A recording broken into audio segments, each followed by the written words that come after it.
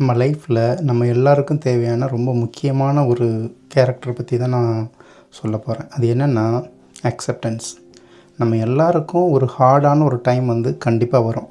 அந்த டைம்லேருந்து எப்படி move on பண்ணுறது அப்படிங்கிறது நம்மளுக்கு தெரியவே தெரியாது. இது ஏன் நடந்துச்சு, எப்படி நடந்துச்சு, யார் பண்ணா, இல்லை நாமளே பண்ணோமா அப்படின்னு நம்மளுக்கு நிறைய கேள்விகள் இருக்கும், குற்ற உணர்ச்சி இருக்கும், கஷ்டம் இருக்கும், யாரையும் மன்னிக்க முடியாது, நம்மளையே மன்னிக்க முடியாது. இந்த மாதிரி சிச்சுவேஷனில் ஒரு பாஸ் விட்டுட்டு கொஞ்சம் அமைதியாக இருந்துட்டு அப்புறம் ஒரு நல்ல ஒரு பெருமூச்சு விட்டுட்டு நம்மளுக்கே சொல்லிக்க வேண்டியதுதான், இதுதான் நடந்திருக்கு, திஸ் இஸ் வாட் ஹேப்பன். இதிலிருந்து இதை நம்ம மாற்ற முடியாது, என்ன நடந்துச்சோ அதை மாற்ற முடியாது.